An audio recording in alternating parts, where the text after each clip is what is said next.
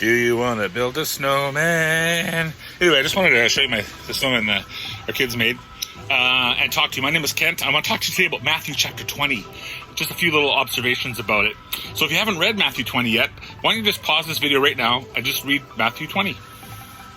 In Matthew 20, we find some cool healings that Jesus did. It starts off with this parable or story about fairness, which is fascinating to think about that and to dig in. But the part of this chapter that really struck me, I wanted to talk to you just for a minute about, is the part where Jesus describes what it's like to be a leader or how to have a powerful influence on other people.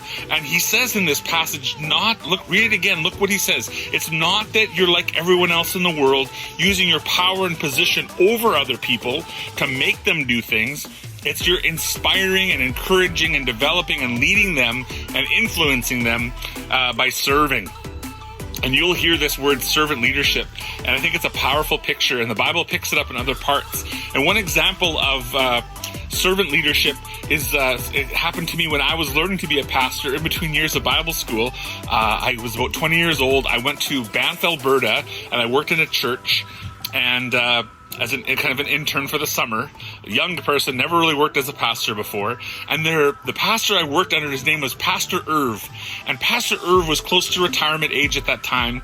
And he actually treated me like an equal. He invested in me. He spent time with me. He prayed with me. We just, he asked my opinion on things. He actually shared parts of the ministry with me. And he shaped and led me by serving me and encouraging me. And I really appreciate that. Another example of this idea of servant leadership is found in John chapter 13. It's sort of an expansion of this idea of how Jesus was teaching about serving, and he uses a powerful example that you'll have heard before probably, but maybe not.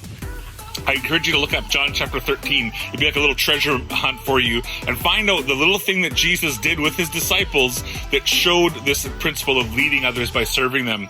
Another great example is Philippians chapter 2. And if you look at the first few verses going into about Jesus and what he has done for us and the example he set, he actually showed his love for us by the way he served us. And it is actually influence. And John Maxwell, a guy who's written a lot about leadership, he says leadership is influence. And for us as we follow Jesus, we can choose to grow in this aspect of servant leadership. So I encourage you to look up those other passages, John 13, Philippians 2, and I want you to pick someone that you can serve this week as a way of leading them and encouraging them. So I challenge you to do that.